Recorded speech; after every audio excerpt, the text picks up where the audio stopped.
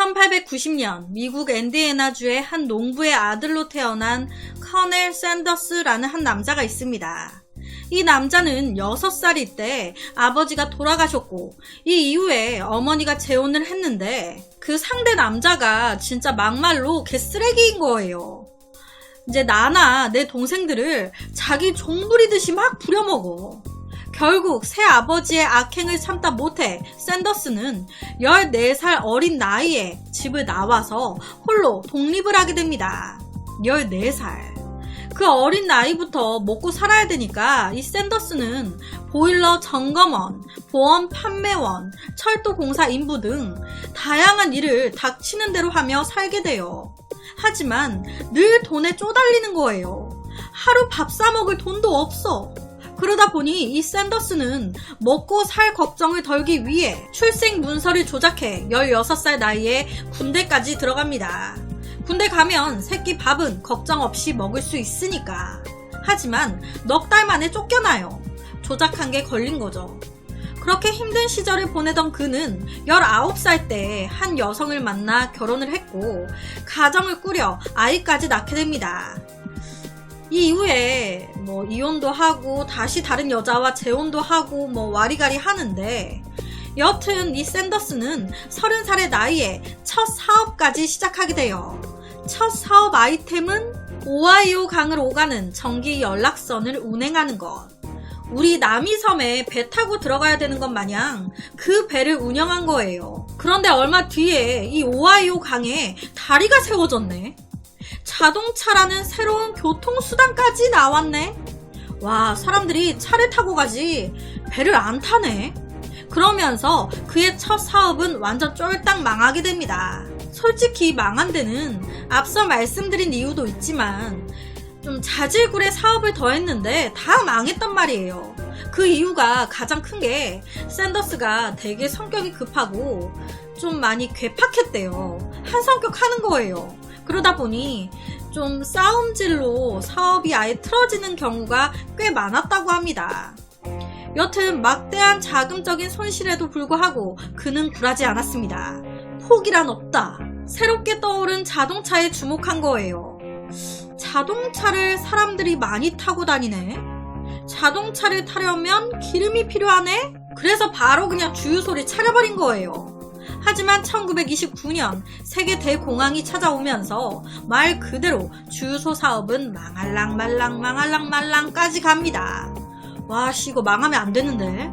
사람들의 이목을 집중시킬 새로운 게 필요하다. 그렇게 생각해낸 게 그냥 기름만 파는 주유소 대신 손님들에게 식사까지 제공하는 자동차 카페를 해보자. 바로 시작합니다. 스타트 좋았어요. 아, 이거는 성공할 것 같다. 그런데 웬걸 시작한 지 얼마 되지도 않아서 자동차 카페에 불이 났네. 이 무슨 하늘의 장난인가. 이 사업 또한 폭망을 합니다. 와, 하지만 그는 굴하지 않았어요. 다시 사업을 해요. 이번에는 기름 주유소가 아닌 모텔 사업. 하지만 세상이 그를 가만둘 리 없죠.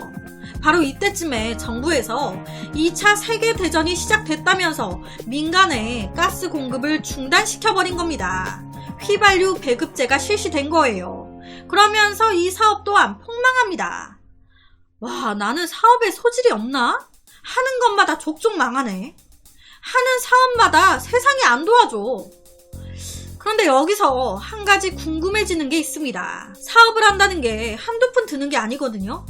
폭망한다는 건 이득을 하나도 못 챙기고 오히려 있는 돈을 다 잃었다는 건데, 그럼 빚이라도 안 지는 게 다행인 건데 이 샌더스는 자꾸 어디서 돈이 생기나 봐. 그렇게 폭망하는데 계속 사업을 해. 도대체 그 사업 자금은 어디서 나오는 거야? 대출을 받았나? 이때도 대출이 있었나?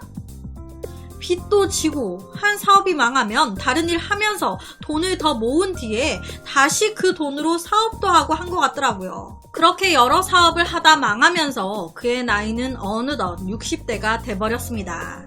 이룬 것 하나 없이 저지르기만 하면서 나이만 먹은 거예요. 자기 딴에 얼마나 답답했겠습니까? 그쵸? 60이 넘은 샌더스에게 남은 건 월 105달러의 정부 연금과 낡은 트럭, 그리고 양복 몇 벌 뿐이었습니다. 아, 나이만 먹어버리고 책임져야 될 가족만 늘어나고, 솔직히 이 정도면 뭔가 세상이 밉고 다 포기하고 싶었을 법한데, 이 샌더스는 포기하지 않았습니다. 그 많은 실패를 거듭하는 와중에도 한 가지 놓을 수 없는 게 있었어요. 바로 옛날에 운영했던 자동차 카페에서 꽤 인기가 많았던 메뉴가 하나 있었는데, 그게 닭고기 튀김이었어요. 그런데 이때 이걸 팔면서 본인 딴에 뭔가 조금 아쉬웠던 거예요. 아, 여기서 약간 뭔가 좀 더 새로운 걸 첨가하면 인기 폭발할 것 같은데? 이 아쉬움을 시간이 지나고 자동차 카페를 그만하게 돼도 놓지 못했던 겁니다. 계속 아쉬워. 아, 그 닭고기 튀김.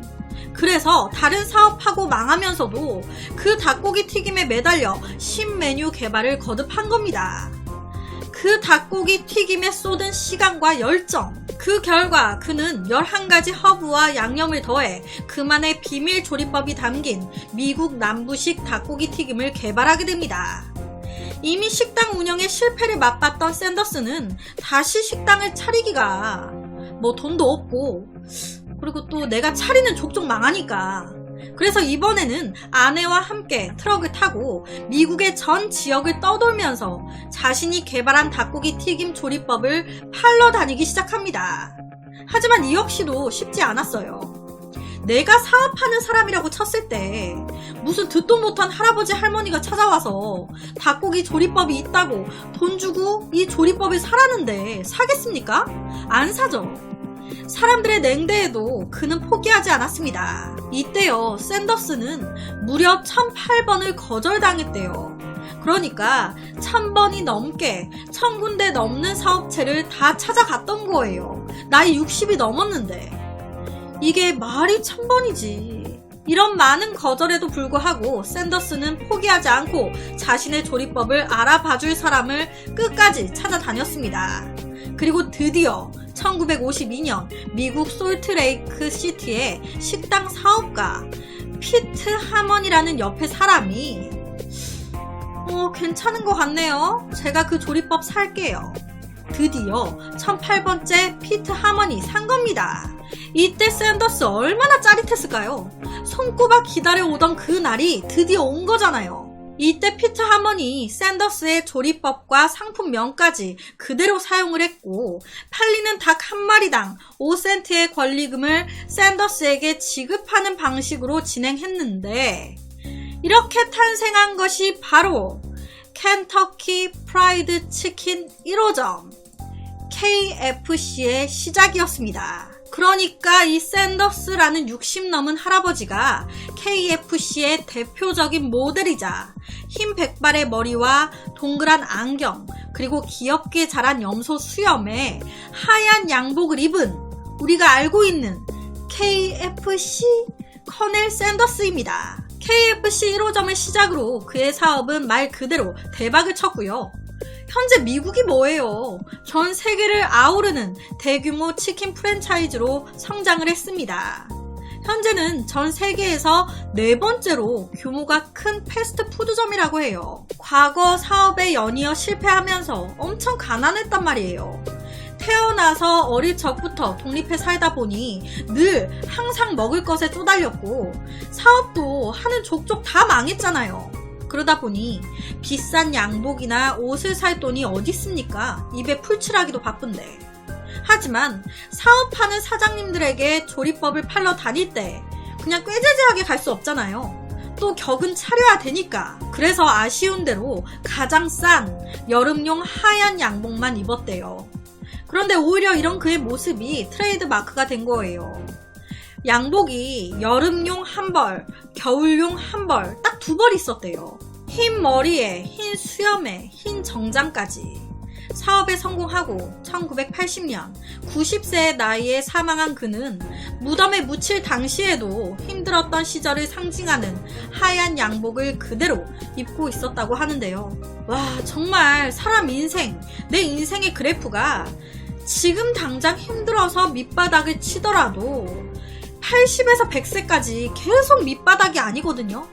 이게 치고 올라가는 순간이 반드시 온단 말이에요.